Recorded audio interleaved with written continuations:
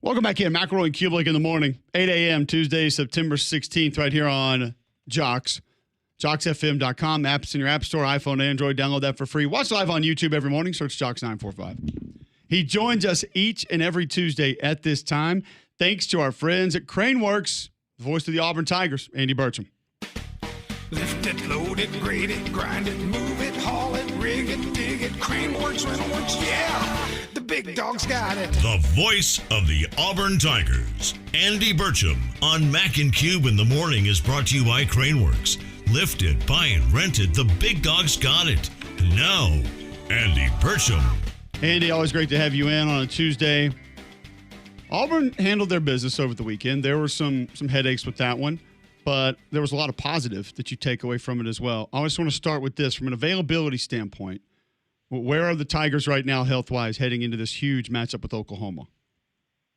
The question, I think, from an offensive standpoint right now is Damari Alston, whether he will be available. I would tend to say yes.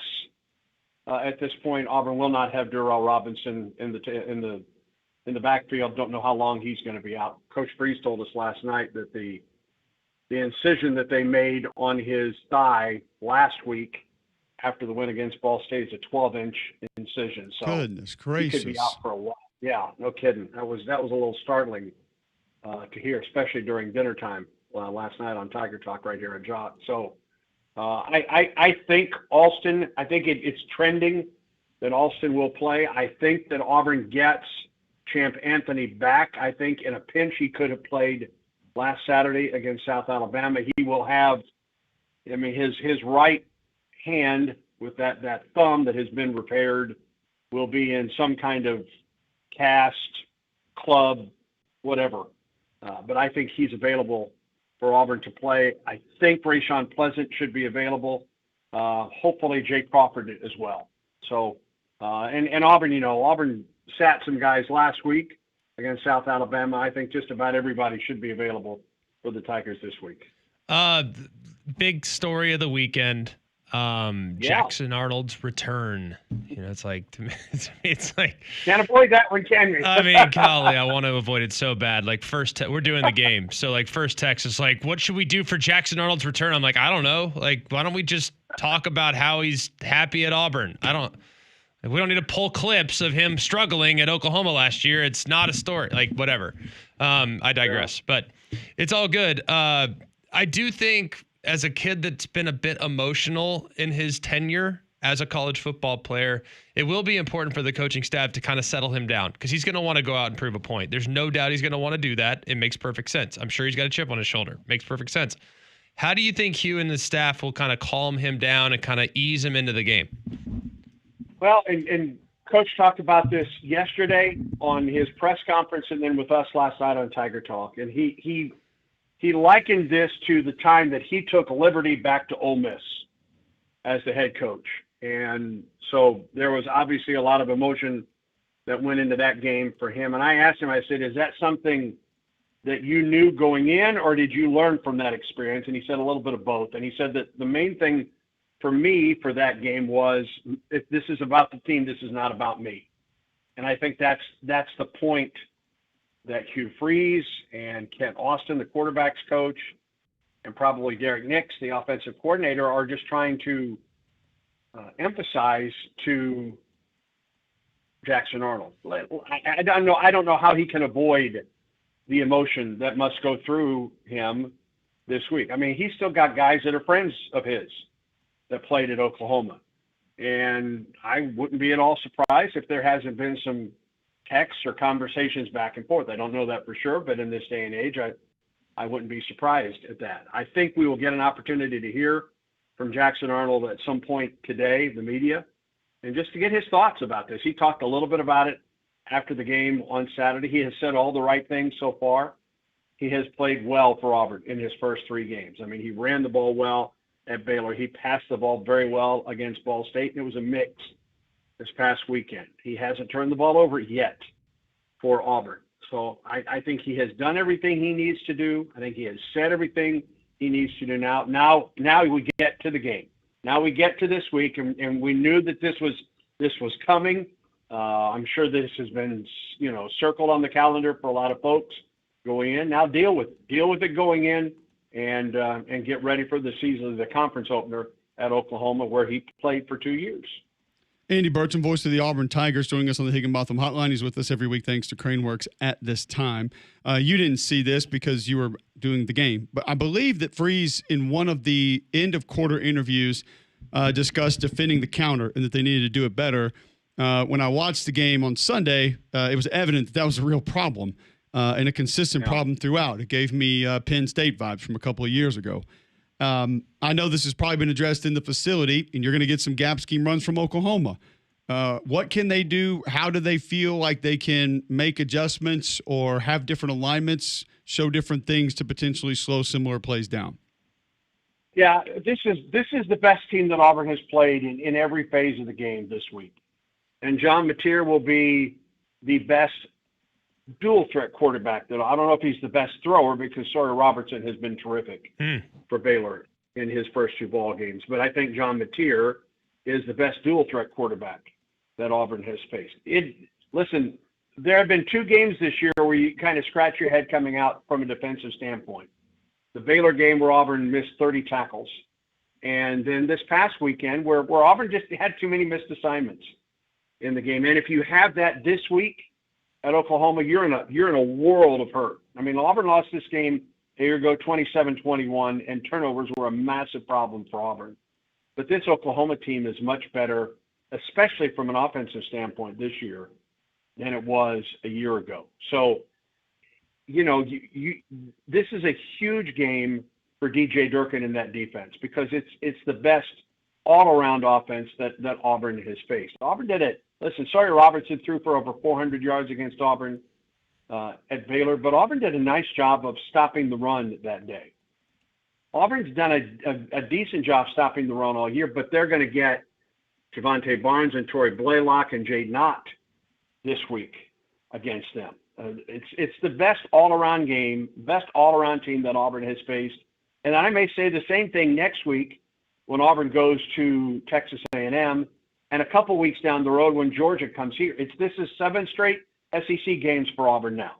The pre-conference schedule is now over, and you've got to step up in every phase of the game, and you've got to make the adjustments needed to counter the counter plays, so to speak. And Oklahoma is better up front than it was a year ago. John Mateer obviously is one of the best quarterbacks in the country. The guy that kind of intrigues me about this offense a little bit is Jaron Kanak, their tight end. Kanak. Yeah, yes, has spent 3 years as a linebacker. Yeah, he's and cool has player. ball skills. Like, what linebacker has ball skills? Well, he was a quarterback in high school and a linebacker, but has never played tight end until this year. And he's got 14 catches and 245 yards. Yeah, I'd love to hear from DJ Andy is how they're going to identify him, because the more I watch him, it's hard to call him a tight end. I mean, he's literally a Swiss Army knife. Like, he is a utility player.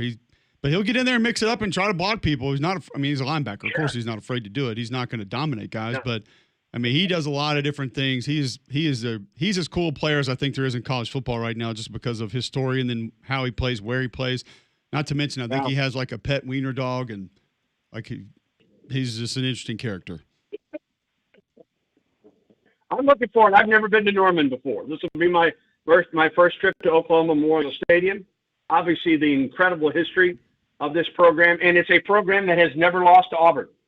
3 wins against Auburn, or 4 wins against Auburn. 3, I guess, in the past, including one against Shug Jordan back in the day. So this is a team that last year's game was a killer for Auburn. Auburn led big late through a pick to Kip Lewis, pick 6 to Kip Lewis that gave Oklahoma the lead for good.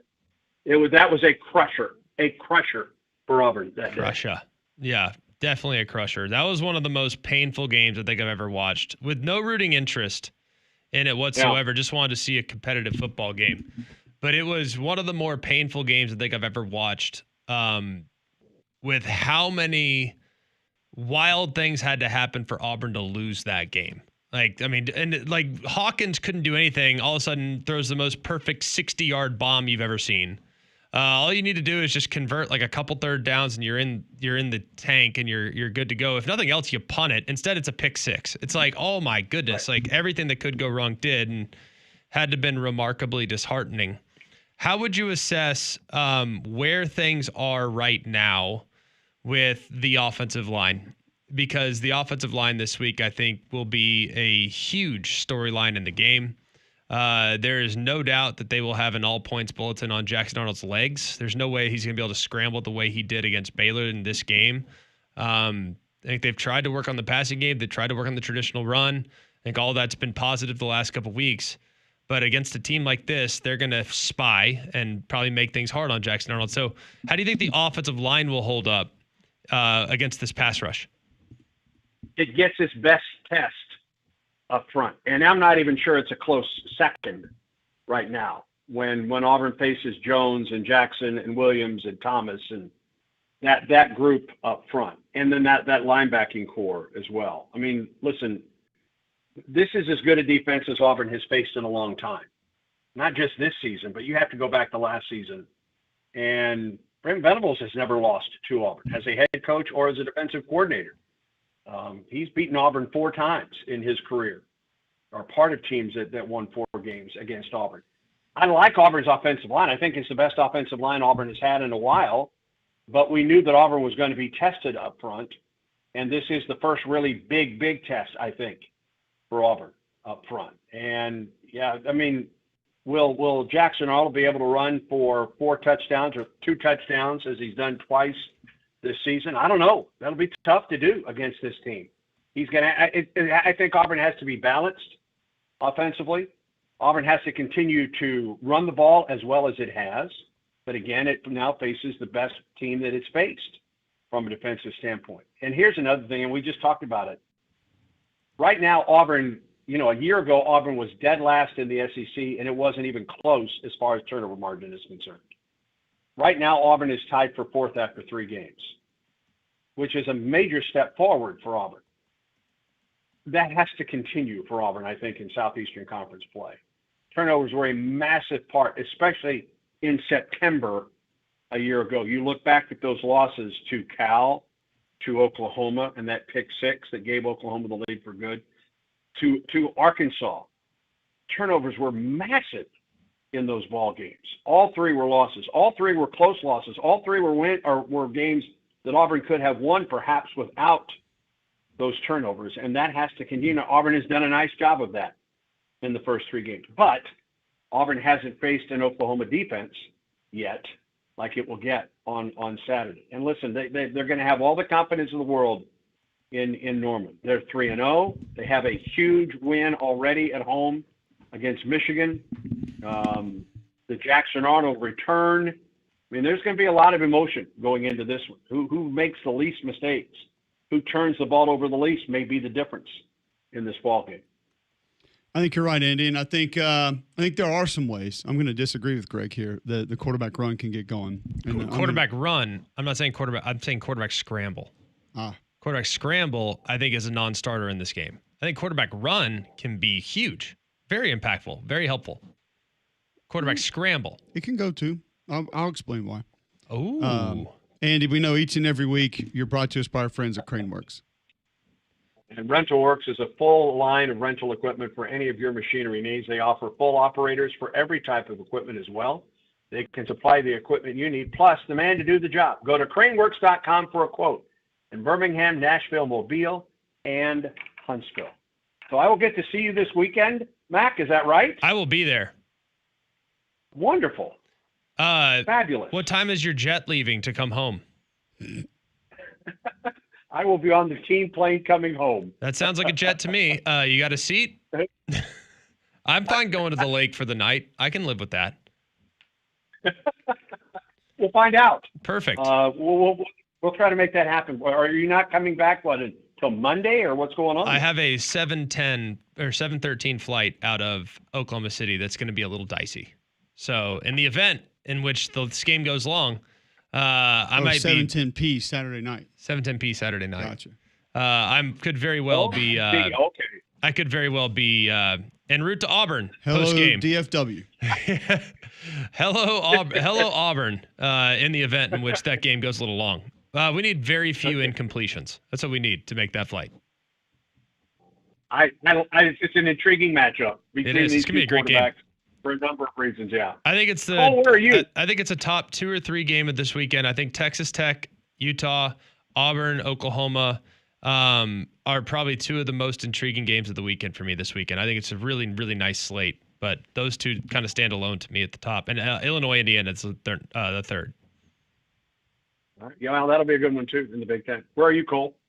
Oh, just the biggest in-state rivalry game of the weekend. Ooh, mama. Really? Yeah, not the Civil War and not Florida, No. Miami, the other one, but the in-state rivals. So, Okay. I'm- You're not going to tell me where you're going? how do you not know? Yeah. Cole's. How do you not just know that? Southeast Louisiana at LSU? You're telling me Oh, the people are there you moved? are. I think Cole's a push You fan. should be Cole. moved. You should be moved to get some char-grilled oysters. Is what you should be moved. I'm to gonna be honest with you. I think Cole's game's intriguing. They got to get the offense going. They have to. They got to get things going. And I think tempo for LSU. I think getting the run game going a little bit, getting to a bit of a rhythm with the explosive passing attack. I think that's an intriguing game. I know Cole's like in a dark spot, but I like it. I like the game. You have a national championship contender. Disagree? I think In your Nussmeier mind. has a huge. I think Nussmeier has a huge game this week. I think you're gonna. Huge. I think you're gonna see a. I think Boy, you're that's see, really stepping out there, Andy. I think you're going to see Full Metal Jacket from LSU this weekend. Like it's going to be, they're going to hang 70 this weekend, and Brian Kelly's going to walk into that press conference and do the worm. Hell yeah, up keep to the selling it podium. for everybody. Keep selling I'm it. just telling you. 70 by win. End of third? Who cares? Thank you, Andy. You have a great time, Cole. I will. Mac, I'll see you in Norman. See you, buddy. Take care, guys. War Eagle. War Eagle. Andy Burcham, voice of the Auburn Tigers, joining us on the Higginbotham Hotline to discuss Auburn, Oklahoma, in which Greg will be on the call for this weekend as well. How does Auburn get quarterback run / quarterback scramble going? I think there is one specific way in which that can happen successfully, both. It's not a guarantee, but there is an avenue. I will take you down that road next on Mac and Cube in the morning.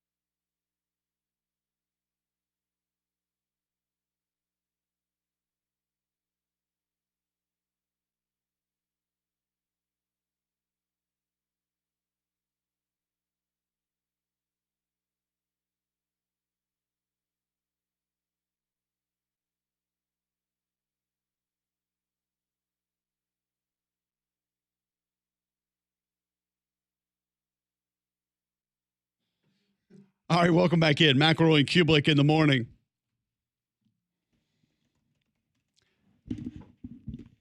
Can Auburn get quarterback run going? Can the scramble by the quarterback find positive yards? There's one way, Greg, that I think this goes. Now, some of the quarterback run stuff, that's a little bit of a different conversation, but the quarterback scramble stuff, I'm going to tell you 2 reasons that I think it can be successful against this Oklahoma defense. I could also give you about 20 it won't be and can't be. Yes. But one thing I wondered about this Oklahoma defense coming into this season, with Venables taking back over and the depth they had at defensive tackle, was would they be as aggressive as they were a year ago? And the answer to that has been a resounding yes. They have not slowed down on movement at all. Now, they're really good with it. And there are a lot of times it's greatly beneficial. Mm-hmm. But you know, like I know, you have a traditional pass play and you run a twist or a 3-man game, oftentimes gaps are left uncovered. Yes. Contain is broken down. Yes. Or it takes a little longer to replace a certain defender from where he vacated that spot. So I think that there is a possibility that because of that, specifically with a draw or let's just say a quarterback power called occasionally, if that replacement defender is all of a sudden not home, that could lead to big games. Now, you can't go into this game banking on that because it'll end up not happening. But I do think it's something that I look at and say that could be beneficial for Jackson Arnold to potentially find some yards. Yeah. Again, you're not making a living on that. Correct. But it can happen. The other thing is Oklahoma has great speed on the edges. You think? They have guys that can get north and south, sometimes a little too far north and south. I don't think they're going to do a lot of vertical edge rushes in this game. Personal opinion, I'm thinking you're going to see a lot. This is a heavy twist game. It is a heavy TE game. For those that don't know what that is, defensive tackles come out, ends come in. That's what you're going to see. That'd be how I'd play Jackson Arnold. Would you not?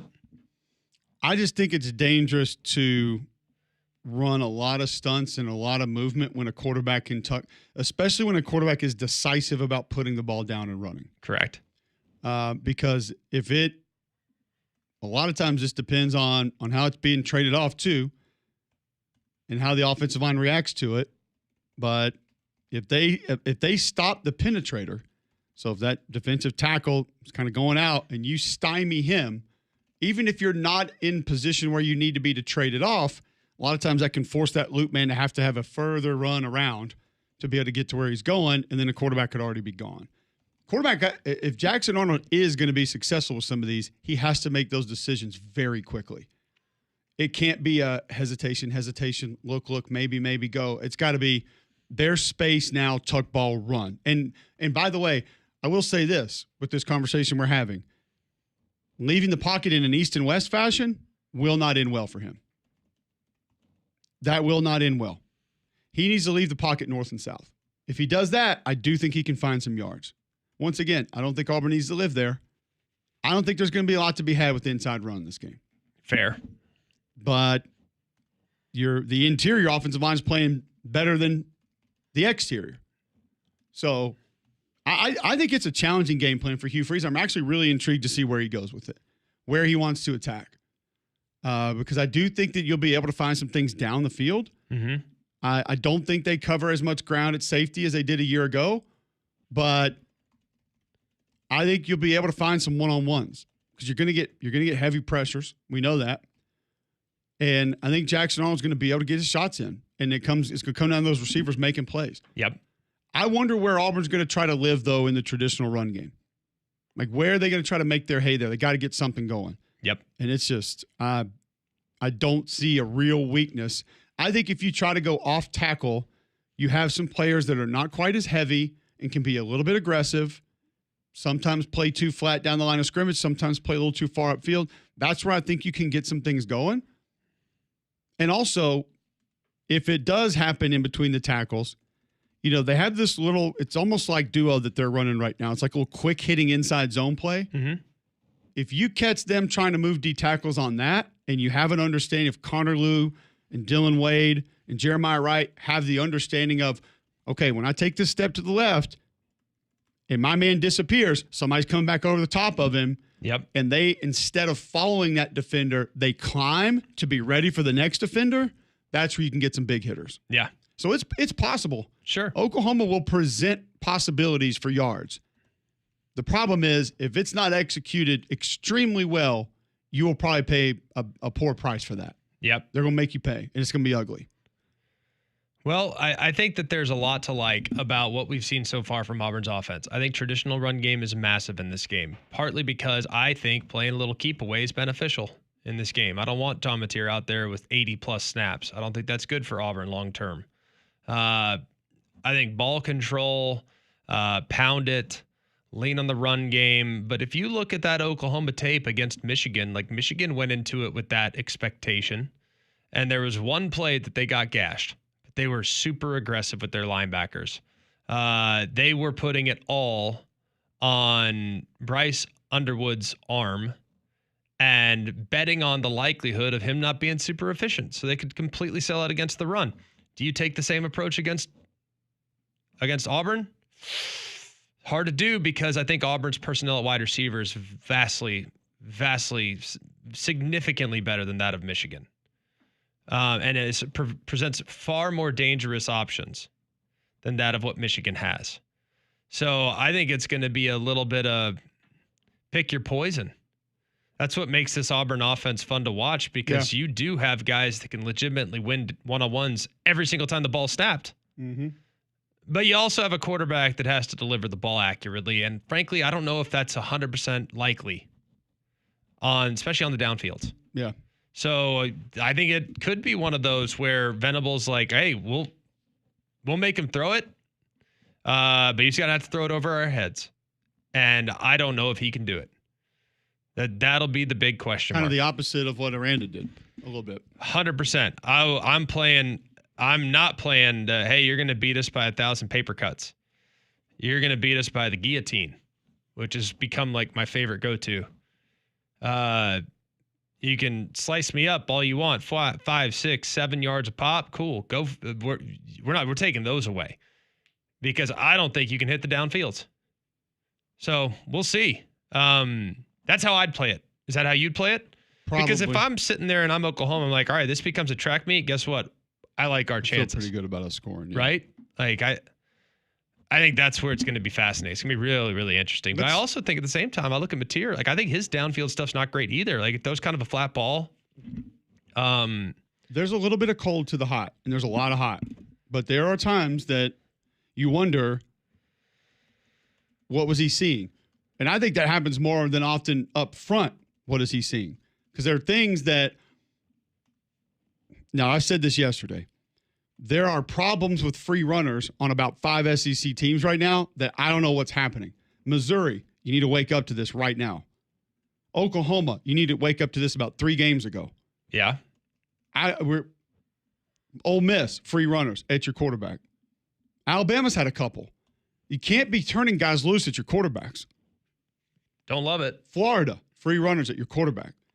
But Oklahoma has the most glaring because their guys walked up running. Like if you're going to have a free runner, at least get it off tackle. These free runners between the centers and guards that are walked up, your quarterback's not going to survive that. Right. He can't. And that is an area that Oklahoma, he has ducked, he has dipped, he has dodged, he has juked and gotten away. There are going to come some that he doesn't do that to. And those are the ones that you better be careful with. Because you're about to start playing some guys in this league that can get there in a hurry, and they're a little bit bigger and a little bit badder. So that's my fear for Oklahoma is that if you keep letting those things happen for whatever reason, if it's slide protection, if it's the quarterback thinking, he's got a little extra gusto and he's like, I can handle it. I don't love that. And as I stated with play and counter, we'll go to the other side of the ball because I think that's an intriguing thought. It's early in the week to begin this preview, but you know what? We're there.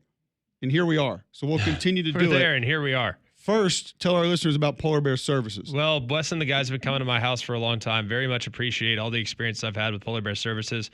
The AC system's taking some stress now, and we're about to get to the point where it cools off, thank goodness. But, man, it got put through the ringer last weekend. I felt like it was 1,000 degrees on Saturday and Sunday. Might have been just under that at 997 degrees. But I know the AC system was running at full capacity, and I know that it's about to be the heater that's put to the test. So I'm going to get them out here pretty soon and get that whole home comfort system checked with the system tune-up, make sure everything's ready to roll. They can also help you with their electrical work, whole home generators, plumbing, serving all over the great state of Alabama. So remember, if you have a problem with your electrical, plumbing, heater, air, just pick up the phone and call the Bear. It's 205-497-BEAR. It's 497-BEAR. We'll talk a little Auburn defense against Oklahoma offense next, right here on Jocks.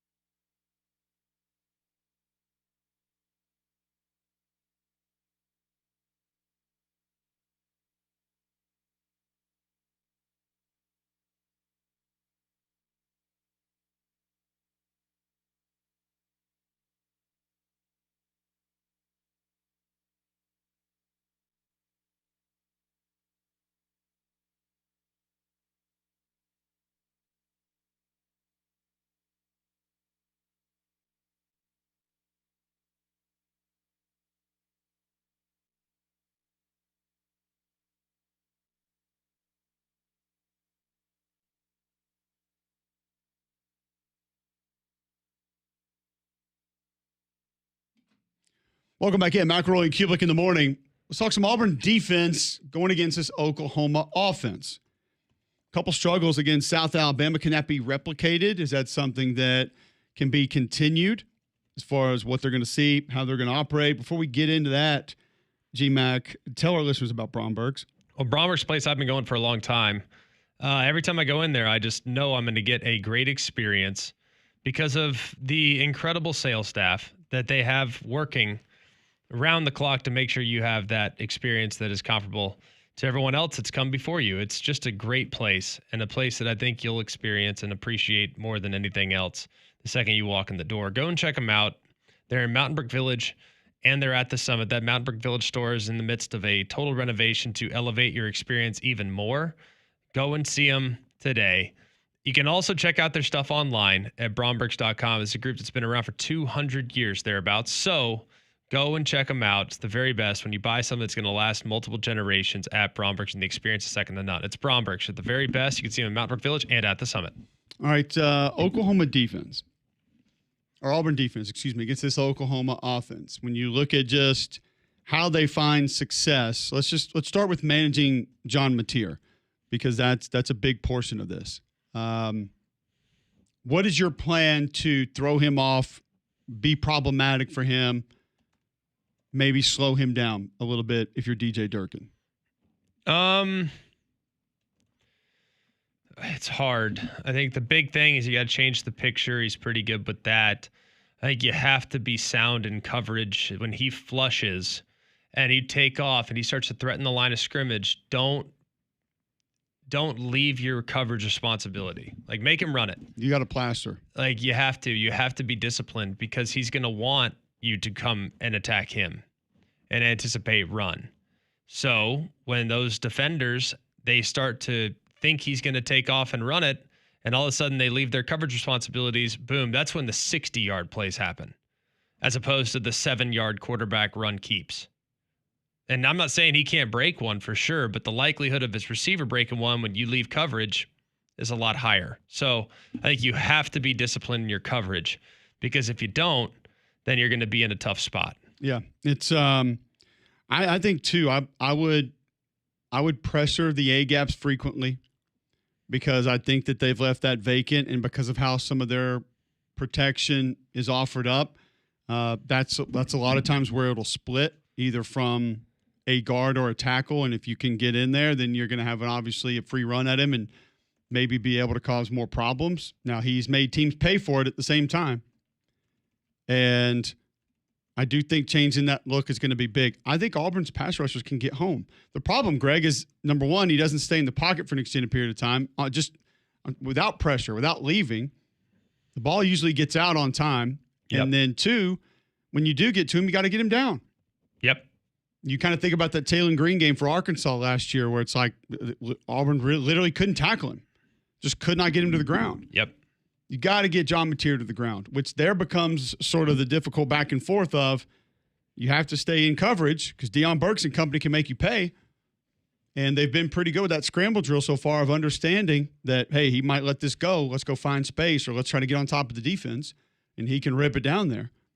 But at the same time, understanding when you do get pressure on him, you got to find a way to tackle him. And those things are going to be critical. I don't really see – Andy talked about the Oklahoma running backs. I think Auburn will be fine against those type of runs in this game. Now, I'm a little worried about some gap scheme runs off tackle, because they, for whatever reason, couldn't defend that against South Alabama. I did go back and look at it. I think formationally, I think Major and those guys had a good plan. And I think they got Auburn misaligned a few times. But there's a chance you get a little bit of that in this game too. So are you finding ways to see multiple paths for Auburn to win this game? It's early. We'll change. We're going to have different talking points here as Greg and I go watch it throughout the week. But right now, I think there's absolutely a path. No doubt. More than one, though. Yeah, I think there's several.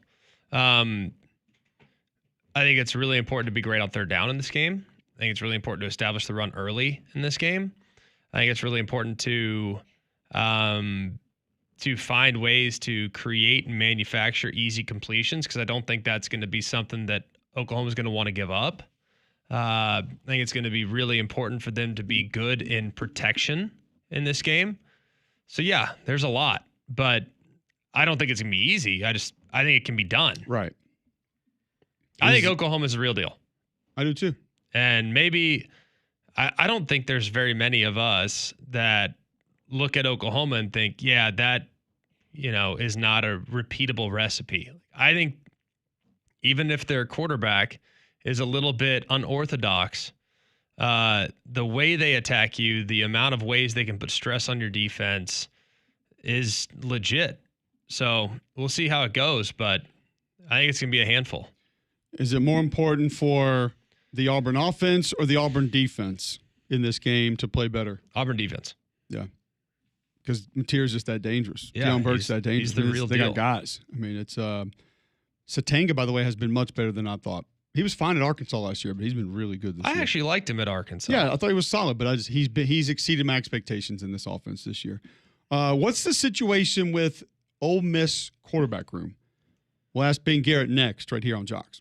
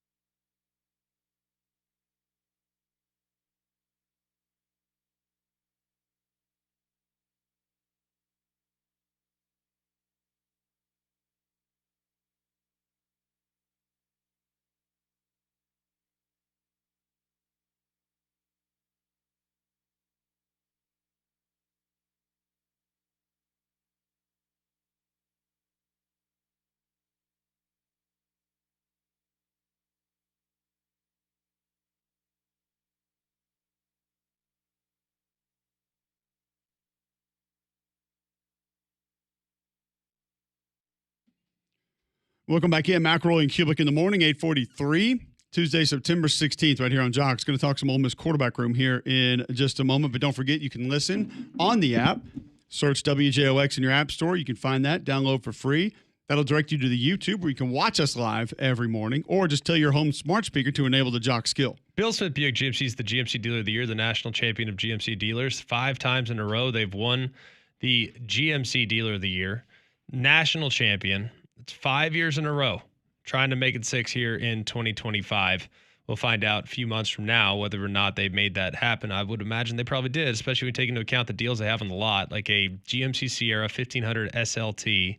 That's $14,500 off the sticker. You're going to get it for $52,335, when in other places you'll pay $67,000 on that vehicle. You also can get a Buick Encore GX, $29,375. You can get $5,000 off that sticker at $24,375. It's deals like that keep people coming back. That's why 75% of their business is repeat customers, because you have a better experience when you shop with Bill Smith. Take a short drive up to Coleman. You'll be glad you did. You can also shop online. Have it delivered right to your driveway at BillSmithBuickGMC.com. All right, let's go to Ben Garrett now, covers the Ole Miss Rebels, joining us on the Higginbotham hotline.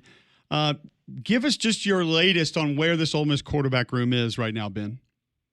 Yeah, I think it's kind of where it was on Saturday. I know what Lane said Monday is he anticipates Austin being a starting quarterback for Tulane, but anticipates is carrying a lot of weight in that sentence, man. I mean, that's typically how Lane handles injury stuff. Stay as vague as you can while not being dishonest, and it's the right way to go about it. But Austin re-aggravated his ankle Saturday against Arkansas in that win, and that thrilling win for them, 41-35, and led a touchdown drive, but noticeably limping. I'd be shocked. I know he's feeling better, but he was feeling better first of last week as well. So I think Trinidad Chambliss allowed them through his performance on Saturday the luxury of getting Austin Simmons healthy. So it's open-ended. It's in limbo until it's not. Obviously, Lane's not going to be. He's not going to come out and just say this is my starting quarterback, and he's just gonna play it as safe as he can. But I would be surprised if it was anybody other than Trinidad against Tulane on Saturday, and I think he's earned that. Number one, because of how he performed, but also I don't think Austin can put up a realistic fight otherwise right now. Because of that ankle, I think it's hurting him. But maybe he is. Maybe he is the starter against Tulane and this, that, and the other. But I think that's more just Lane doing what Lane feels like he has to do to protect his team and his players. And but just the Ole Miss, the offense, I think they figured something out with the heavy run variation of Lane's offense in the second half against Kentucky to seal it. Only threw a pass one time in the fourth quarter. And then Trinidad led Ole Miss in rushing last year. They were running offense through him, not around him, through him. And it was pretty dynamic. So it's a good problem to have that you have two quality guys, at least currently as you enter week 4 as an undefeated Ole Miss football team and your quarterback is dealing with an injury. It's a relief to know and reassuring to know that you have two guys that can go lead your offense to not only quality wins and SEC wins, but wins against another quality opponent coming up in Tulane this weekend potentially. So I think you'll see Trinidad this weekend, but you can never discount Lane, and you can never discount how he goes about rolling out his different kind of packages and play situations and statuses and stuff like that with the injury report. But I think Trinidad Chambliss is the starting quarterback until at least Austin Simmons is back healthy and right. And then after that, it's let the best man win, I assume. But right now I think it's Trinidad for this week, and then after that we'll see where it goes. Didn't he hurt his thumb or his hand at some point in the game? Chambliss? Yeah, he was on a pass attempt. On his throwing hand, his thumb hit the face mask of an opposing player, and it started bleeding real bad. Nothing particularly serious. I mean, it's just something they had to come out of the game and get a doctor. Once they see blood, you know how the referees do, Greg. They send you to the sideline and say get it gone. So that's all that really was, and it didn't hamper him at all as he came back in. So. I don't think they're particularly concerned about that. I think more than anything, the injury that they're concerned about and want to get right is Austin with that ankle. Go back to last week, though. What's your understanding of what the plan was as far as Trinidad starting, but then Austin coming in? Because it didn't feel like Trinidad did a whole lot to say he can't get it done, or we have to have Austin in this scenario. Granted, I didn't watch the game live, and so maybe the momentum was a little bit different than the way I understand it going back and watching the tape. But what was the plan going in as far as the substitutions, and then how and why did it play out throughout the course of the game, as you understand it? The plan was to start Trinidad Chambliss, and Austin Simmons would come off the bench if he was needed. And he was needed because Trinidad, like Greg was talking about, hurt his thumb, had to come out. He was bleeding. And that's the only time you saw Austin Simmons, the re-aggravation of that ankle injury. I mean, his first play, he checks to the quarterback run and gets Ole Miss down to the goal line, then throws a wide open touchdown pass to Harrison Wallace for a 4-yard passing touchdown. I don't think there was any real designs. I think they wanted to avoid Austin as much as they possibly could. And then Trinidad had his thumb issue for that one drive, and that's why he came in. Unfortunately, he was limping terribly afterwards. So I think that was the plan. Obviously, Austin is their guy. I mean, he's been the number one quarterback ever since Jackson left, and they want to give him every opportunity. I mean, it's an old football adage: you can't lose your job through injury, and I think they want to give him every opportunity to compete and things of that nature. But they also got to protect him too. And I think at least for Arkansas and probably for Tulane as well. if they can avoid him, they will. They just couldn't avoid him on Saturday for that one drive. Not that they don't have confidence in A.J. Maddox, who would be the third quarterback, but, Austin is a different caliber player, and he's their starting quarterback, and he was bound and determined to prove that he was healthy enough to go. And to his credit, man, gutted out a touchdown drive. Just really showed that Austin Simmons. Yeah, he's had some ups and downs through 2 weeks, but everything's in front of that kid, and he's a true competitor. It's a good situation and problem to have, but if they could, I think they would try to avoid Austin so he could get right, because that ankle is just it's hurting him. How would you assess the rest of the team right now? Defensively, some concerns, I think, coming out of last week's game. You got to tip the cap to Arkansas. They're a handful. Their quarterback is fantastic. But how would you assess kind of where they are across the board? Well, right now, defensively, it's a little bit of a mess. I mean, Taylor Green's a great quarterback, man. And I'll be honest with you, isn't talked about enough for his playmaking capability and how far he's come. I think Taylor Green's one of the most dynamic quarterbacks in college football. And he showed it against Ole Miss, but a lot of things they could have done to help themselves, especially accounting for the quarterback on read option plays, which is something just absolutely they just never accounted for the quarterback in the first half. They put up 28 points, scored on all 5 of their drives, 4 touchdowns. It was the worst half of football defensively for Ole Miss under Pete Golding in 3 years. It was an absolute mess. It did get better in the second half. I mean, they only gave up 7 points, only 187 yards after 335 in the first. But there were still some issues. So I think right now they know what they have offensively, all SEC caliber running back and Keywan Lacey, playmakers across the board at wide receiver. Got to figure out a better way to get those guys more involved. Caden Lee's off to a slow start, really not by anything he's done. I mean, he's been wide open, he's just been missed. But I think offensively, the offensive line's figured something out after a terrible start for Georgia State, where 4 of their 7 lowest graded players offensively were their starting offensive linemen. This run-heavy variation that they've discovered the last couple of weeks has really done well for an offensive line that's never really struggled with run blocking. It's with consistent pass protection. So they found something there. It's on the defensive side for me. They're not generating sacks. They're not generating interceptions. Multiple times could have picked off Taylor Green and didn't. So if you're last in the SEC in run defense, or second to last, and you're last until second to last, bottom 3 in total defense and sacks and interceptions, what do you do well right now? I don't think Ole Miss can really answer that question. Now, they made the play defensively that they absolutely had to make to win the game. But it turns out, and I think Pete Golding was being genuine in the offseason when he said, I don't foresee much of any drop-off from last year's defense. That was a historic defense, and you lost some foundational pieces all at once. Trey Amos is starting for the Commanders. Walter Nolan was a first-round pick of the Arizona Cardinals. J.J. Pegues, Jared Ivey, Princely Umanmiele, and Chris Pooh led you in tackles. It turns out replacing all those guys all at once, it's hard as hell. And so I think they're learning that more and more with this group, as much as they like what they have. And they have athletes all over. Getting the right guys in the right seats on the right bus is something they're still working through. So defensively, still very much a work in progress, I think. And Tulane doesn't offer them any reprieve whatsoever. I mean, everything we learned about the struggles of this defense and against Taylor Green and Arkansas, Jake Retzlaff and this Tulane team present almost an identical challenge in that way. So we'll see how they kind of respond. But I think offensively they're in a good place. Defensively, they're still figuring a lot of things out.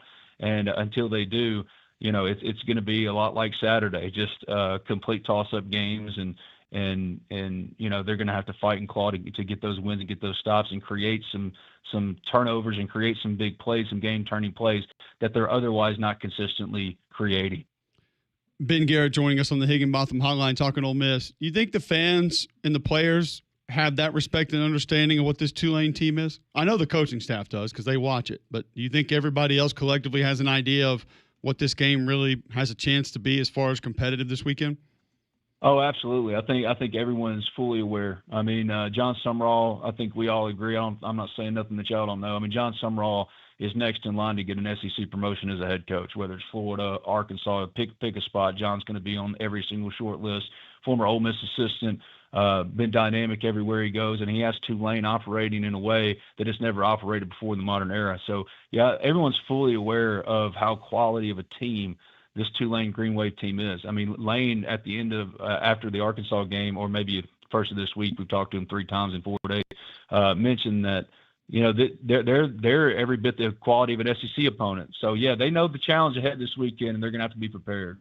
Ben, thanks for the time. Great stuff as always. Anytime, guys. Hey, Ben, how are your girls Yes, doing? sir. How are your girls doing?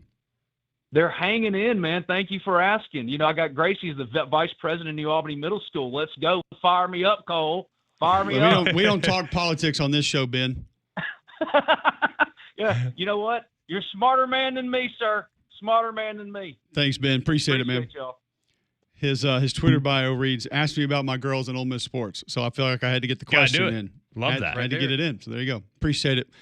Ben always brings good stuff with Ole Miss. A lot happening with that program, but still feels like the ceiling high for Lane Kiffin and company.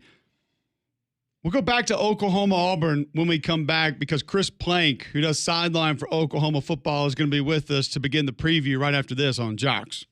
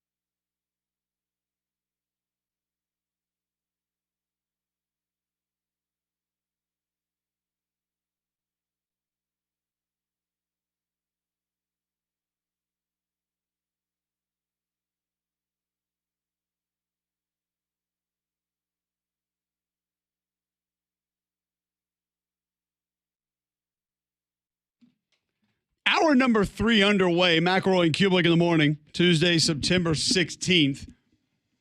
9 a.m. right here on Jocks. Listen online, jocksfm.com. App is in your App Store, iPhone, Android. Download it for free. Watch live on YouTube each and every morning. You can go back and watch it as well. If you missed the show, go catch up on us and make sure you subscribe to that Jocks YouTube channel. There's a reason that Auburn Athletics subscribes to Andrew Sports Medicine. Excuse me. I tried to get creative there, and I botched that. Dr. Benton Emblem and Dr. Charles Pitts, to serve as their team physicians, they provide the highest quality of sports medicine care in an effort to keep the Tiger student-athletes safe, healthy, and competing at the highest level. If Andrew Sports Medicine is the choice for Auburn athletics, there's no doubt they should be your family's number one choice for sports medicine and orthopedic care. Andrews Sports Medicine has 7 locations across Central Alabama, Birmingham, Coleman, Gardendale, Hoover, Pelham, Trussville. They offer same-day, next-day appointments for acute sports injuries. Visit andrewsportsmedicine.com today to begin your journey of achieving victory over injury. Chris Plank, the sideline for Oklahoma football. He joins us now on the Higginbotham hotline. We were talking John Mateer a little bit earlier, just kind of how do you manage him, what Auburn can offer up defensively maybe to affect him. Is there something you've seen from the defenses he's faced so far that you feel like Auburn maybe can try to replicate that could be problematic and slow him down Saturday afternoon in Norman? Yeah, get in his face, man. Get physical with him. And Cole and Greg, I appreciate you guys having me on. It's funny because there's a lot of these comparisons that are made about John Mateer, and they naturally, because he's a Sooner and because he's got a little swag to him, because of his personality, it's Baker. And everyone's like, oh, it's Baker Mayfield. When I watch him and the way he runs, he throws better than Jalen Hurts, but how he runs the football reminds me of Jalen Hurts. And as successful as it is, there's a part of me that I don't like it. I get down, late in the game against Temple, he tried it. The game's well in hand, and he lowers his shoulder on the far sideline. And I think every football guy out there, like, yeah, that's what you want. But then reality, you don't want your quarterback taking those kind of blows. So I think that's going to be the interesting thing. I can't wait to see what Auburn does to try to defend Mateer and slow him down. Having that extra hat in the running game has been a big key for Oklahoma, especially when they went against and had the success against Michigan. But to me, Cole, just try to confuse him with as many different looks as you can. But more than anything, when you get a chance to take a shot, hit him, and because he's not going to shy away from it.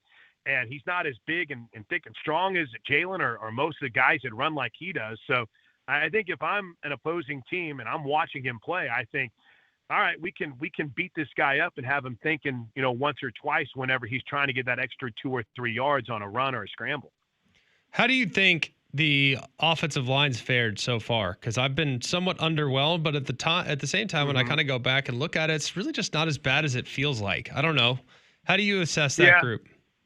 Yeah, they've had one of their 3 games has had the starting 5, and that was the Michigan game. The first game against Illinois State, you had 4 guys that played and started, and then I don't know if a single one of them played in the game against Michigan. And then on Saturday, whenever you think, okay, here we go, this is what it's going to look like the rest of the way with the success they had against Michigan. Then lo and behold, Greg, the true freshman, the 5-star Michael Fasusi, apparently has an ankle issue, and so he misses that game. But it's incomplete, right? Because it's hard to tell. You haven't really seen that 5 of Fasusi at left tackle, Fabechi Wiwu at left guard, and Jake Michla, the transfer from Stanford. It looks like he's going to be the guy at center. Seems like he's beaten out Troy Everett. They've got Heath Ozaida, who's battled some injuries at right guard, and then 45-year-old Derek Simmons out at right tackle. So the problem has just been those 5 have had one game that they played together. So it looks like everyone's going to be good to go. I think the big concern for me this Saturday is just seeing Jake Michla. The center rolled his ankle late in the game against Temple. Now he finished. I think they brought in the backup center for like 2 or 3 snaps. But that becomes even more convoluted for Oklahoma because then if Michla is your starter, your opening day starter, Troy Everett, he seems there's something going on with him injury-wise where he wasn't even on the trip to Philadelphia for Temple. So I think the offensive line, if it has its 5, I think it's got a chance to be pretty good. But again, injuries have just same as last year, but it's just feel like they've got more depth. Logan Howland stepped in at left tackle last week and did a pretty good job.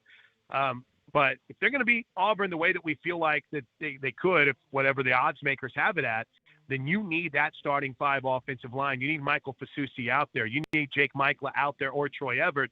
And right now, those are big-time injury situations that Oklahoma fans are keeping a keen eye on. Let's go into Oklahoma defense, which has been phenomenal. And a lot of us thought it was going to be before the season. The coaching staff, though, is there an area of concern for them? Is there an area that they see that they still just haven't been pleased with, feel like could be problematic this weekend? Yeah, forcing turnovers. They haven't done it yet. In 3 games right now, you have a team that in most statistical metrics, is if top 5, maybe top 10, but yet they just haven't forced a turnover. And unfortunately, the Oklahoma turnovers have really put the defense in a rough spot. I want to say off the top of my head, it's like -5 right now in the turnover differential for Oklahoma.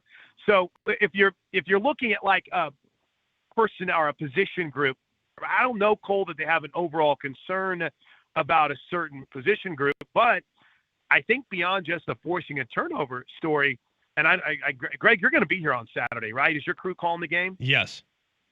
Awesome. I can't wait to get your take on the corner matchup versus the wide receivers, because I think Auburn's skill positions are, and especially the receiver spot, are some of the best in the country.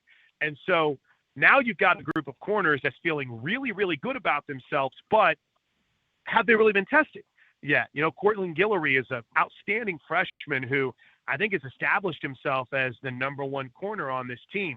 The number two corner, Kendall Dolby, played in his first game since an injury. He hadn't played in over a year. He tore up his. I think you were there for the Tennessee game, Cole. Whenever he broke his leg, maybe. But it was just a big. That was a big loss for Oklahoma because Kendall Dolby was their cheetah last year, and now they moved him back to corner, his more natural position, and he gets hurt and he's out. For over a year. Well, he comes back. Well, when he comes back, you lose Gentry Williams for a game as he's battling an injury. Eli Bowen hasn't played yet this year, so. I don't want to say there's been musical chairs, but it's just there's more depth. It's just how good is it? We're going to find out on Saturday against this talented group of wide receivers. So maybe they've been really good so far, Cole. They've been really good so far, but it seems like just from a depth and athletic perspective, this is as good of a challenge as they're going to have, and we'll see who's available. There's some rumors, and maybe Eli Bowen might suit up for the first time this year. He was a standout as a freshman, but Cortland Guillory is a guy to keep an eye on. He's had a great start this season, and it might be a little nitpicking to say, all right, where's their concern at? But let's see what happens when these corners really get challenged. Finally, as you assess the wide receiver core as a whole, Canick has been fantastic at tight end. I feel like there's more in the tank for the wideouts. Maybe I'm crazy. Feel like so much of the attention has gone towards Mateer, and understandably so, that the wideouts have maybe been a bit overshadowed. But how would you assess their play through the first few games? Well, I think it's a little bit surprising how tight that rotation has been. Now, Saturday it opened up a bit because there was much more of a score margin separation against Temple. But for instance, Elijah Thomas is a guy that he's a true freshman, was one of those hit of camp guys. It's all that you had heard about. And through the first two games, he was only on the field in special teams. And most of the snaps were going to Keontez Lewis, Isaiah Satania, and Deion Burks. And I'm fine with a tight rotation, but it's also a position where Oklahoma really got set back by injuries, not just last year, but also Greg in camp, because Giovanni Gibson, the transfer from Arkansas Pine Bluff, from everything that had been talked about and brought up, was having an incredible start to his Sooner career, and then he breaks his leg. Now, he may be back on Saturday. We'll see. He's been suited up but hasn't taken a snap yet this year through the first three games. But I've been a little bit surprised by how tight the rotation has been. But then you kind of look and you realize, it's not just one guy. OU's been led in receiving in each game by a different guy. It was in game one, it was the Keontez Lewis show. In game two, Deion Burks had a big game against Michigan. And then Isaiah Satania, you really started seeing them use him a little bit more in, not necessarily the jet sweep game, but they did a little pop pass, and it's worked real well. So I guess I agree with you. It's been a little overshadowed. I think the thing to me that's just been a little bit shocking is how you haven't seen more guys. But again, maybe that changes when Giovanni Gibson gets healthy. Maybe that changes now that they've seen Elijah Thomas out there doing some of the things. It's just been a much tighter rotation, but they've used each guy in different ways. And I think the best story on this team is Jared Canick. I mean, he's leading all tight ends in the country in receiving yards right now.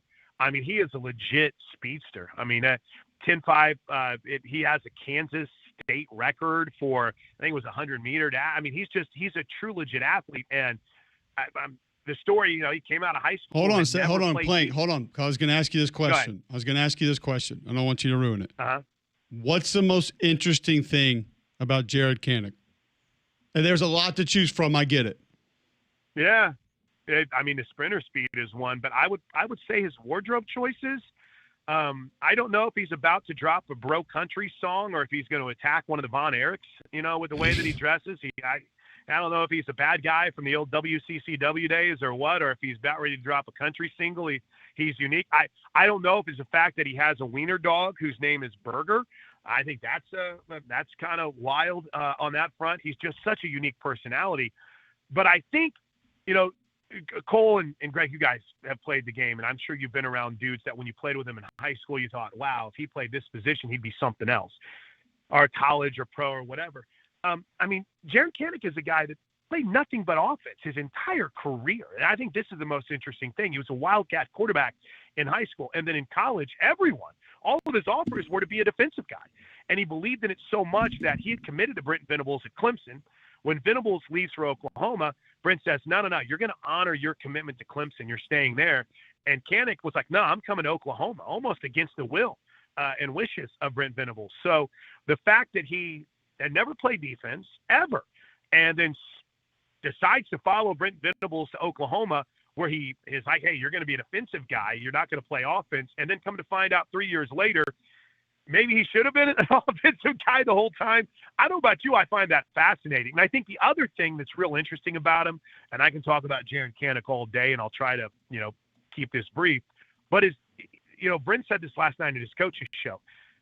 Although his time on the defensive side of the ball wasn't, very long, he's got this great feel for how defenses play and kind of a good feel for space. So it's been one of the more surprising stories for this Oklahoma team.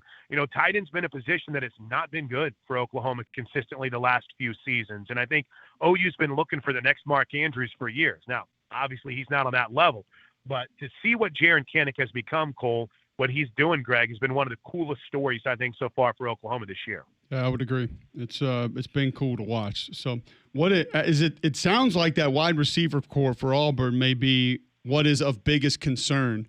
But I want to know because Greg made a good point. We talked to Andy Burcham earlier, and the whole Jackson Arnold coming back, everything. It's like we're going to wear that out. But what do Oklahoma fans think of Jackson Arnold right now? Well, I can tell you what Brent Venables thinks about Jackson Arnold right now. He absolutely loves him.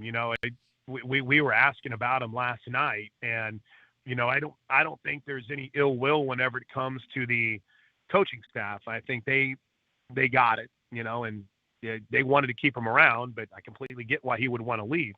Fans, on the other hand, they're probably going to boo him because they're fans, but I'm not. The dude was put in a tough situation. Oklahoma's first year in the SEC, an offensive line that was dinged up all year long and never had, any consistency until like there were 3 games left in the season. You lost 6 receivers to injury, and you were a first-time starter in college football. And did I mention it was their first year in the SEC? So you went through 2 different offensive coordinators throughout the season. The guy that you came to play with left to take the head coach's job at Mississippi State. Guys, there was a laundry list of things that had worked against Jackson Arnold. Sooner fans loved him. He was supposed to be the savior. And I think OU fans hold that against him. I'll be someone that's cheering for him. I want to see him do well because everything he went through last year was an incredible challenge. And, you certainly don't want to see him ball out on Saturday as an Oklahoma fan, but I was watching against Baylor, and he's breaking those runs. I'm like, there's the guy. And he can spin it with the best of them. It's just I hope Sooner fans don't boo him. I'm sure they will, but it's not necessarily a love-love relationship with the fans, but it definitely is from the coaches because I think they saw and realize and understand everything he tried to battle through last year. Absolutely. Great stuff, Plank. Thanks for hopping on, man. Always appreciate it. Going to be a big one this weekend, and we'll catch up with you again soon. Anytime, man. Safe travels to Norman, Greg. Can't wait to see you guys. Later. There you go. Chris Plank does sideline for Oklahoma football, joining us on the Higginbotham Hotline, talking a little OU Auburn coming up this weekend. I'll tell you about Game Day Men's Health. It doesn't matter what weekend we're heading into. If you want to feel better, Game Day Men's Health can help you. If you're lacking sleep, lacking energy, have brain fog, feeling on edge, Game Day Men's Health wants to help you. Weight loss, they can help you with that. They also offer peptides, which your body discontinues making over time, that can get you back feeling like you're brand new. A lot of different ways that Game Day Men's Health can help you. So here's what you do. Go to GameDayMen'sHealth.com today. Sign up for the free consultation, free PSA test, free testosterone test. They'll tell you where you are, where your baseline health is. Then they're going to be able to get you feeling back to normal or maybe even better. then back to normal. Mention Mac and QB. You walk in the front door, save 10% on any service they offer. Get all the facts at GameDayMen'sHealth.com. Open in Trustville now. Locker room environment. And don't forget, minimal upfront cost from the programs they offer at Game Day Men's Health. Book that free consultation today at GameDayMen'sHealth.com. All right, we'll continue talking a little Auburn and Oklahoma later in the show and later in the week. But when we come back, our NFL update with Damian next on Jocks.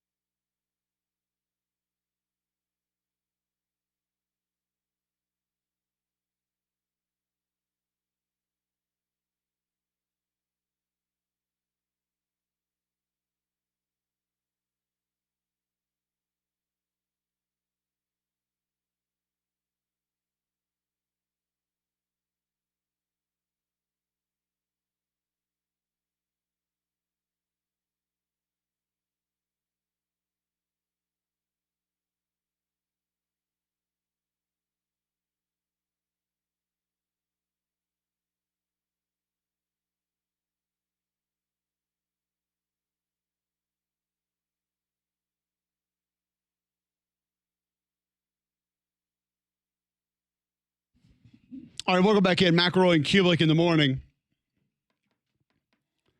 Appreciate you tuning in. 9/19, September 16th. It's Tuesday right here on Jocks. Tell your home smart speaker to enable the Jocks skill. Podcast available wherever you get yours, including JocksFM.com. Shannara Flooring, Greg. Tell our listeners what they can do for them. Well, they have so much CoreTech in stock right now. It's fantastic. 50,000 square feet of premium CoreTech flooring that's available at Shannara Flooring. That's durable, dependable, waterproof, pet-proof, you name it. Every single plank comes with a 20 mil wear layer, which means it's built to last, but it's also priced to move. No one in town has the CoreTech that Foo has. And with savings of 20 to 40%, it's a deal you can't touch. Remember Shannara Flooring when you want CoreTech. Call who? Call Foo at Shannara Flooring, 205-518-6423, or you can go online at fooandyou.com. All right, we give you NFL updates every Tuesday. Usually happens at 7:40, but we got caught up in a little college football discussion there, so we're going to do it now. First Monday night football doubleheader of the season last night. Damian, what stuck out this weekend in the NFL for you? Through it all, well, we got to start off. The Tennessee Titans fall to the Los Angeles Rams, 33-19. We had a 13-10 lead in the first half, and we only scored 6 points in the second half. So that means Brian Callahan, Not a good coach. not a good coach, but Sean McVay, We're starting it off with the 0-2 team. Yes, absolutely. that people absolutely want to hear about. You better believe it, especially these neck of the Matthew woods. Stafford tore apart. Yeah, Up next, Saints, yeah. Actually, Mac Jones Jets. is the story. Dolphins, Mac Jones is the story in that Bears? matchup. No, all 0-2. Browns No. next. Got it. Houston's also. Panthers. But no, speaking of the New Orleans Saints, they fall to the San Francisco 49ers. Glock Purdy, also known as Brock Purdy, he's injured. Insert Mac Jones.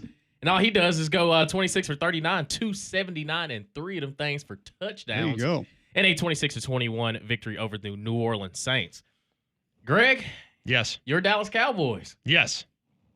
Definitely mine. They only gave up 450 passing yards to Russell Wilson, Yeah. 3 touchdowns, but he did have an interception in overtime. 40-37. And it was a Brandon bad, Aubrey. It was a bad pick too. Yeah, Brandon Aubrey. A 64-yard field goal to send it to overtime.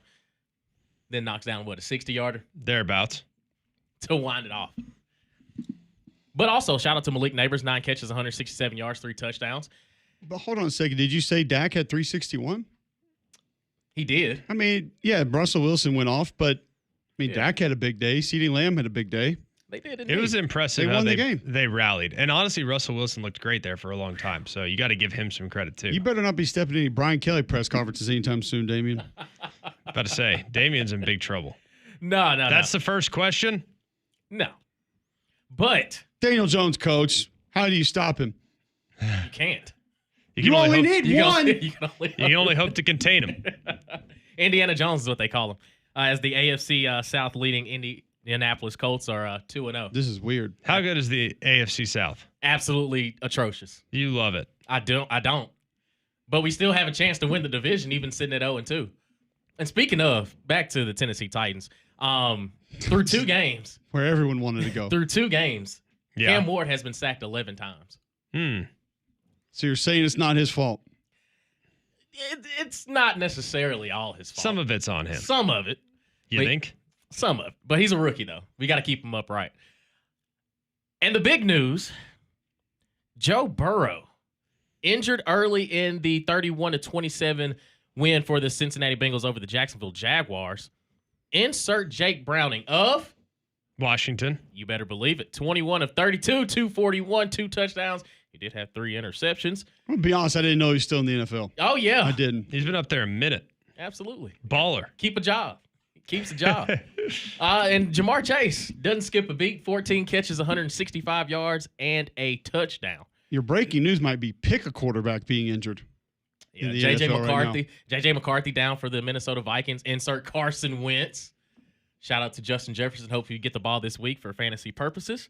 But the big winners, the Detroit Lions, knocking off their former offensive coordinator, Ben Johnson, in his second game as head coach of the Chicago Bears. A score of 52-21. Jared Goff, 23 of 28, 334 yards, 5 touchdowns. And Greg's boy, Amon-Ra St. Brown, baby. He's so good. 9 catches, 115 yards, 3 touchdowns. It's a big day for the Alabama boys there. Absolutely. Jahmyr Not forget Gibbs about / Georgia Tech guys. Wow. Got him. Jamison Williams all remembers Bama. / wherever he played before Bama. I can't Ohio remember State. right now. Yeah. I mean, he didn't play, but Nah. on the team. 2 catches, Is 108 Caleb Williams yards. good? Greg? I think he's got a lot of potential. Did they ease up the snap count for him this year? Is that still the problem? I can't speak to that, but I do know that he's got a lot of talent. Did they dumb down the verbiage? That young man is super talented. So you can say That what is you a fact. want. I'm saying what I want. I'm going to be He's honest with you. not I playing wouldn't great in the NFL necessarily right now. want him as my guy. like long term, but if he ever figures it out, like sky's the limit. I mean, you got Roma Dunze drafted. You went and got DJ Moore. You went and drafted Colson Loveland. You drafted Luther Burden. It's like you can't talk about your weapons anymore. What's wrong with him, Greg? He'd miss his throws, and his feet are a mess, and he's got fundamental problems. Like he's got to figure out like how to set his feet, deliver it on time. If you watch him in the first half of that game against Minnesota, it's like, okay, there it is. Yes. And then all of a sudden, like he starts to freewheel and it comes apart. I mean, like anybody else, it would happen to anybody. Well, it's only happening to the Caleb Williams so far.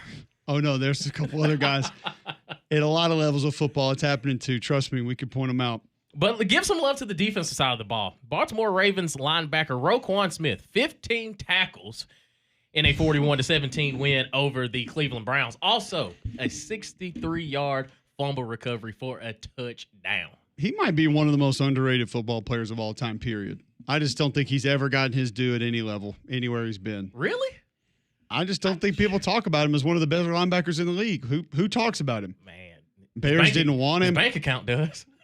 That ain't hurting. Yeah, he's handsomely paid. Other than McElroy, who had him on his Heisman ballot, only person in America, by the way. Was I the only one? I didn't see him. I didn't think he got another vote, period. Okay. First, second, or third. I had him on there. He's a dude, man. He's the man. That Ravens defense great player. It's going to be filthy this year. Yeah, and speaking of the game last night, if you were like me in one of my fantasy leagues, I had to pick up. Well, Flacco was 25 of 45. You didn't talk about him. Well, he only scored 17. He doesn't play for the Titans. That is true. Gabriel got in. 3 for 3. Does he get to start next week? What about Shador? No, he was on the bench. He also told the Ravens, "Don't even draft me." Yeah, how about that? Defense too good.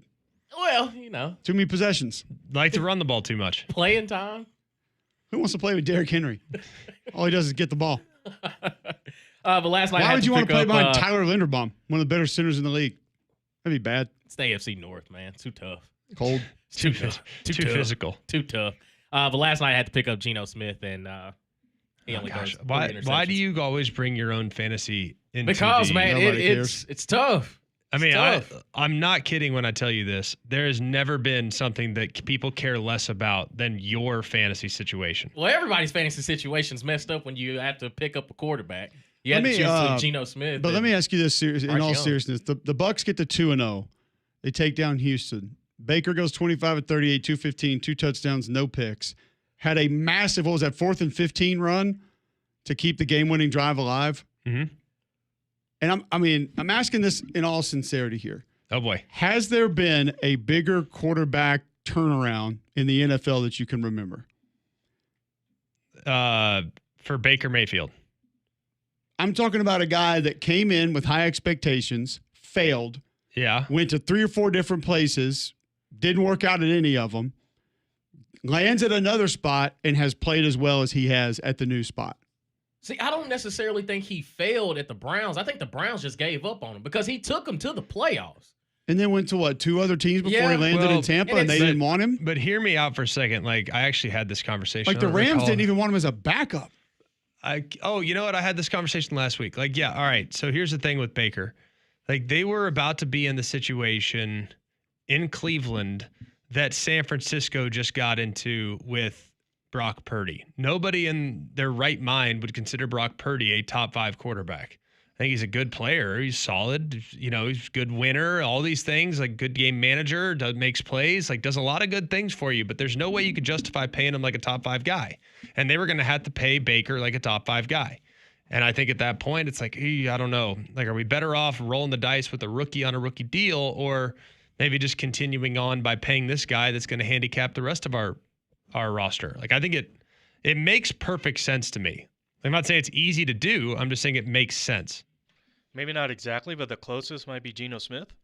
That's a good one. Because people thought he was never needed to play in the NFL again. And we all remember his draft party. Draft stock just falling. All right, Baker went. I'll give you another 27 and 14, 22 and 21 touchdowns, interceptions, 26 and 8, 17 and 13 in Cleveland. 37, 25, 38, 27, 35, 63, 3,010. So, I mean, he's got good supporting cast too. They got good weapons. Now, hey, his tackles are a bit of a problem if you watched last night. But he's playing within the system. I think he's not trying to play hero ball anymore. Good system. I think that's smart. And he's got good weapons. I mean, Mike Evans is a Hall of Famer. I know they kept bragging about his completions of 20 yards or more, and I said, he's got Mike Evans, guys. Like, let's stop. Like, I mean, good starting good point. job, but yeah, I think we could get a couple 20-yard completions to him. Dang right we could. Where are you on C.J. Stroud? I like him. Here we go. I still like him. I mean, I think he's come back to earth a little bit, and his eyes go down when the pass rush comes, which is a little concerning.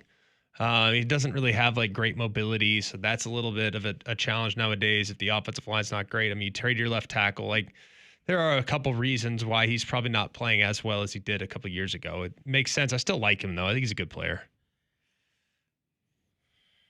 Who was the other one you had, quarterback?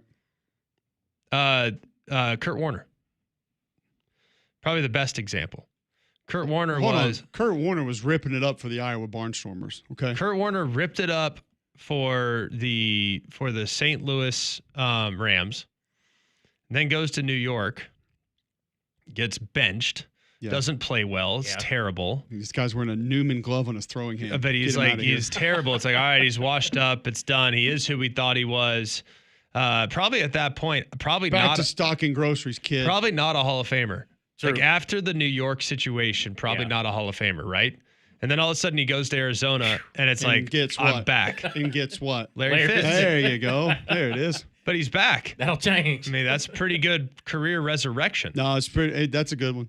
Yeah, I had forgotten about the New York thing with Kurt Warner. Exactly. That's right. That's exactly what I'm talking about. Like that was a crazy circumstance. Well, I think I meant when I forgot about it. Like, I don't remember really how people were talking about him there, but I'm sure it was very similar. I just meant a lot of people were like, Baker Mayfield's not an NFL quarterback. Like he's not going to get it done. It's not going to happen. Sam Darnold's kind of trending that way. Maybe because he lit it up in Minnesota for a year, and now Seattle's like, well, yeah, we don't need to talk about that one. It's okay. We'll take you. Move on. We can't even field kickoffs. Let's let that one go. In the landing zone. I don't know about you. Like I think Sam Darnold's always been pretty talented. He just had the turnover gene. All right, I want to ask you. This is not like is it a similar one? I just want to ask you, where are we on this one? Because I think it's really interesting. Mm-hmm. Are we coming to an end as far as it's just not going to be there, or could you see a similar path of maybe somewhere else, maybe even back up for a year or two someplace, then somebody gets him and he ends up being a really good NFL quarterback, Trevor Lawrence?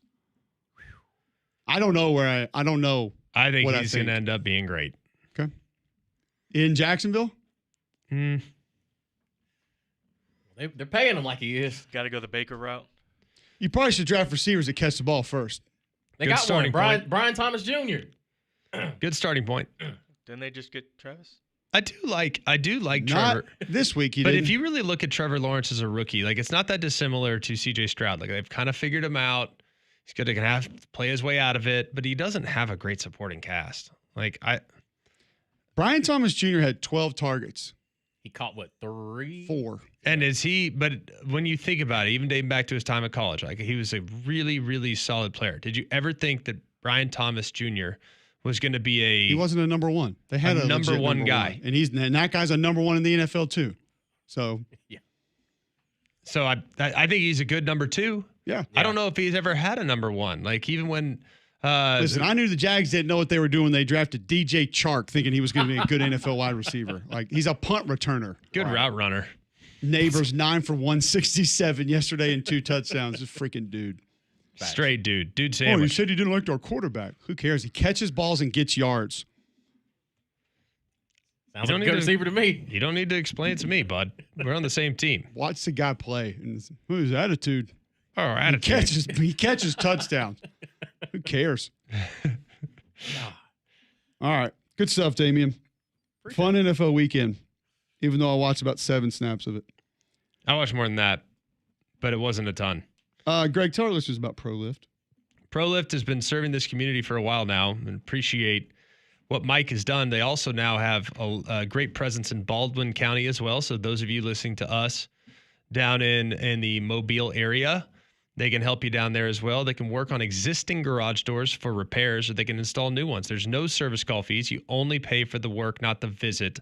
They can service all brands of garage doors. They can upgrade the appearance of your garage door with a brand new garage door. They can do repair, replacement, installation. So if there's unusual noises, slow response times, vibration, shaking, you can call for that maintenance service. So call Jeffrey if you're in Baldwin County at 251-210-2300.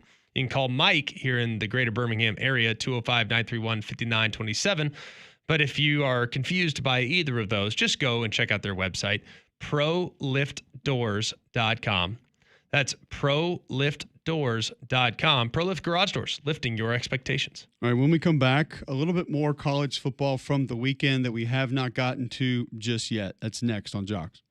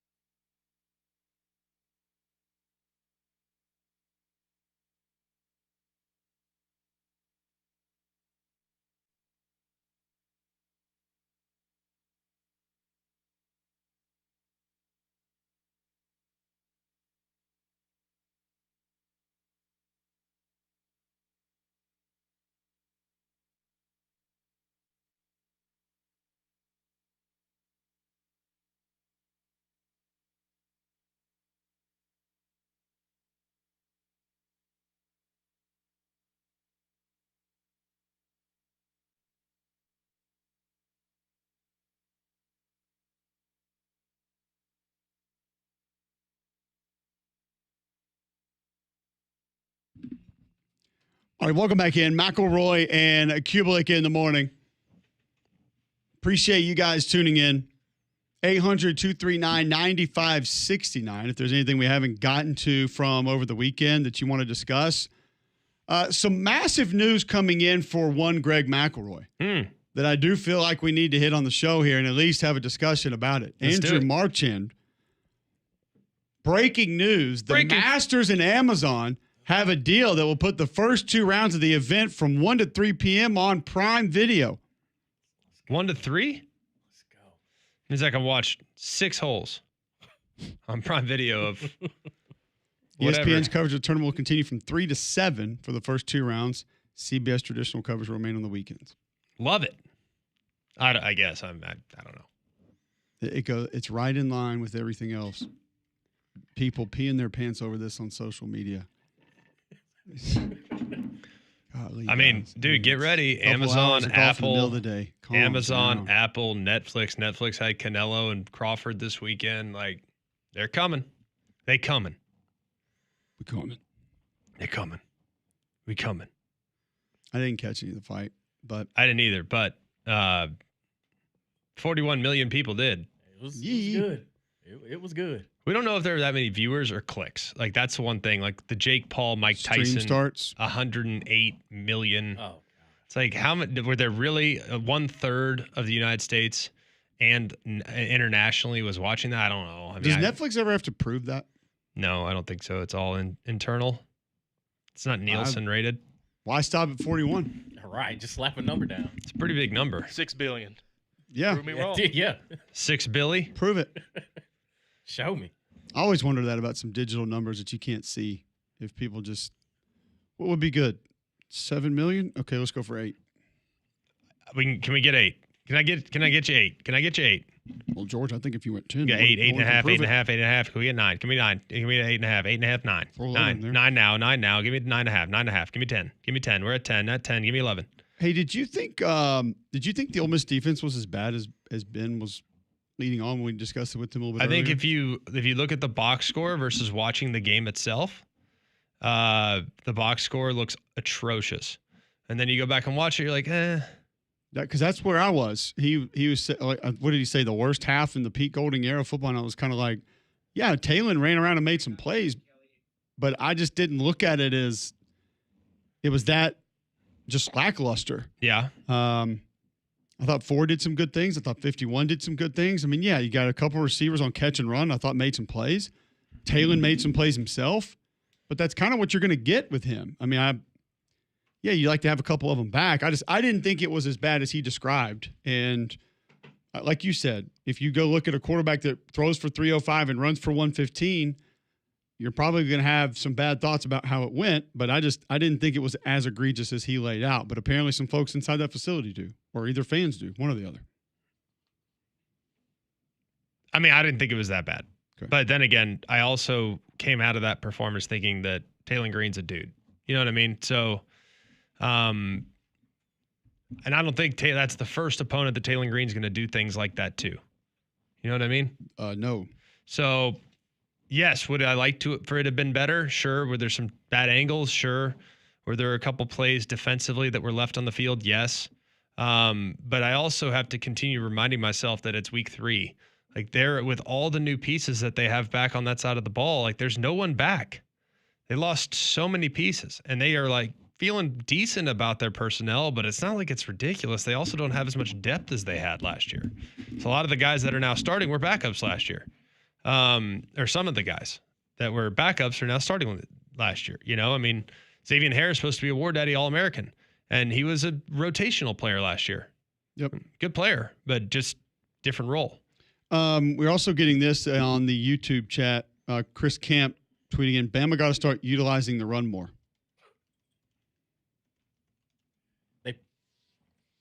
It's 38-14 against a Big Ten team.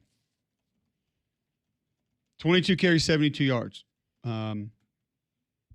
Did you leave either watching that game live or going back and watching the tape, Greg, saying to yourself, God, man, the run's just got to get there. If they can't find this run, then trouble. Yeah. I mean, I would like for them to be a little better on the ground. I would like that to happen as things go along. I might go back and chart today how many times they had the numbers count in the box. They didn't have the numbers count. I don't think they did. Ever. So. And that's why they didn't run the ball. Because if it's 6 on 8 or 9, that doesn't. I mean, listen, I failed math 3 years in a row in high school, but I don't think that computes. Maybe somebody else needs to help me. But 5 versus 7, I feel like you're at a disadvantage. But maybe my math is still bad. Right. But my whole assessment of the run game is that what does Wisconsin do really, really well? Stop the run. Why would you play into their strength? That's all I need to know. Like, Wisconsin currently 4th in the nation in rush defense. They've allowed 1 rushing touchdown this year, 46 yards per game. So that's my question. Like, wait a second. Doesn't matter. Wait a second. We do what we do. Hold on a minute. The BYU Cougars are allowing 7 rushing yards per game. 7? A little misleading. 7? I guess who? They have the 120th ranked strength of schedule. Okay. Greg, they've allowed 14 yards rushing. Total. 0.29 a carry. Why have we not had BYU in every bad box score that they've played this year? They've not allowed a rushing touchdown. 14 yards on 48 carries? Yeah. That's bananas. Bananas. Only 2 games, but still. Portland State and Stanford. It's a former Pac-12 team. It's an ACC team. It's an ACC school. It's true. But I also look at them and I wonder with all these teams, by the way, like it is extremely hard right now to jump to conclusions. And I've literally just went through this practice yesterday and looking at the strength of schedule metrics. Everyone wants to tell me how good these, look how dominant. Oh, look how imposing. Doesn't matter. You can't control who you play. You just control how you play. Cool. Texas Tech, strength of schedule, 136. Against who? Penn State, strength of schedule, 134. Against who? Other teams that people are just losing their mind about. BYU, strength of schedule, 120. Against who? Indiana, strength of schedule, 117. Against who? Utah, who I do like. Strength of schedule 119. Against who? Let's keep going. USC, strength of schedule 109. Who has a good strength Illinois, of schedule? strength of schedule 101. Nebraska, strength of schedule 100. Oregon, strength of schedule 99. Hold on. Big Ten ain't playing nobody. I want to hear the top 5 in strength of schedule. You're going to have to Let's see wait if for you can that. guess. You're going to have to wait for that, though. One thing you never have to wait for, though, is your dental care. That's because Family Dental has you taken care of at the urgent care office. You can be seen the same day. Several locations to make it easy on you. Hoover, Fultondale, Homewood, Alabaster, and Trustful. They can get you in the same day. Most insurance plans are accepted, and they're accepting patients of all ages. So call and get an appointment today. 874-9605. That's Family Care Dental, 874-9605. All right, we'll save that. When we come back, we'll do that, and we'll get you a bad box score of the day next on Jocks.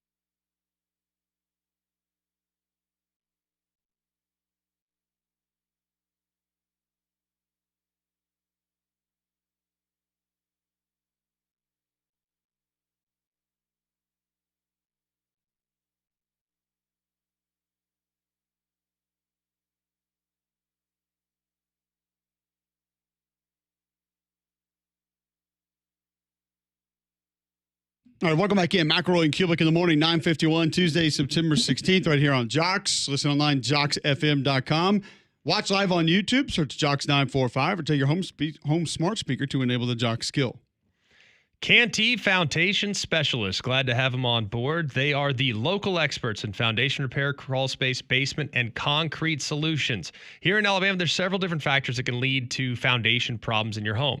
Soil, shifting, uneven ground, moisture, weather, lots, including just the age of your home. So if you're noticing cracks in the walls, floors, around windows and doors, if you're noticing uneven or sagging floors, it kind of feels like the house is sloping, then you need to call Canty Foundation Specialists. They offer free inspections and estimates so homeowners know exactly what's going on under their house. Their work is backed by lifetime transferable warranties. Call them at 205-509-3991 or go to Canty, C-A-N-T-E-Y, CanFixit.com. That's Canty, C-A-N-T-E-Y, CanFixit.com. All right, top 5 strength of schedule as of today. Who we got? Right now, number 1, do you want to take a guess? Miami.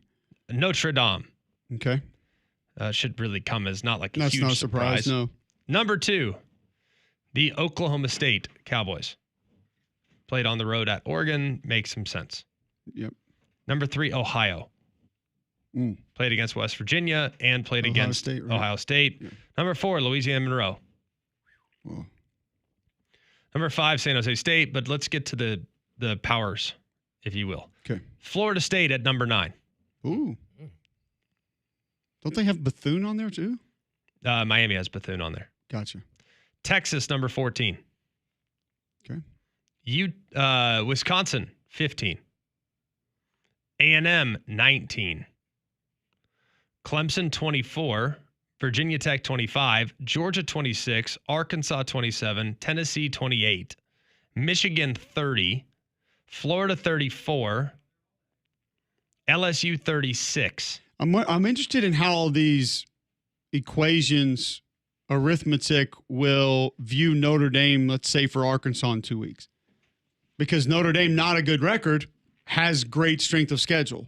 So how do you equate that in? Is that a really good win for you? Is that it doesn't help your overall wins-loss of your opponent? I think it's hilarious how people are trying to justify keeping Notre Dame out of the top 25. Like, there's a lot of people that are trying to do that right now, and I'm not like some Notre Dame apologist. I like Notre Dame. I think they're a good team. They're an interesting story. I know they're 0-2, and I get that, and people are losing their minds. Oh, they shouldn't be in the top 25. What would their schedule be if they played the same schedule as Indiana? Their record be, yeah. What would their record be if they played Texas Tech's schedule or Penn State's or Utah's or Missouri's? Mm-hmm. Like, what would their record be? They lost 2 games by a combined 4 points against teams that are currently ranked in the top 9. Sure. We don't like to look at it that way. No, heaven forbid. No, you lost. All right, so we'll talk some more Notre Dame tomorrow. We'll get to it quickly. Our bad box score of the day. The Ellsworth Community College. They are the Elks. They're just the Panthers. Dang it. They went down to the Butler Community College. Bulldogs. Is that like Butler? Yeah, it's the Butler Community College. Heck yeah. They're not the Bulldogs. They're though. the servants. No. They are the Warriors. Bears. They just snuck past Ellsworth 86-0 over the weekend. Okay. Funny part about this is Ellsworth had one more offensive play than Butler did. But they mustered up 128 total yards. Oh. Butler, 546. Okay. Your yards per play, 8.5 to 2.0. Now, Butler only had 157 yards passing. Okay. So 126 for Ellsworth on 9 of 28. That's not good. Which means Ellsworth rushed for 2 yards. Just 2? On 37 attempts. Punted 11 times. Butler ran for 389 yards. Ground and pound? Punted once. One time. Yeah, Ellsworth was 3 of 18 on third down. That's what gets them every single time. 3 of 18 is not as bad as it can be. It's just not the best day. I mean, it's a lot of third downs. So it's not behind the chains. There have been better days. Yes. So that's your bad box score of the day. Don't forget about your CBD store. Arthritis, anxiety for you or your pet. Your CBD store can help with that.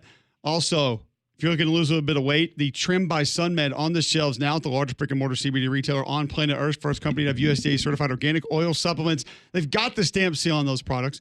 gut health, skin care for you or your pet, products to help you focus better, products to give you a little bit more energy throughout the course of the day.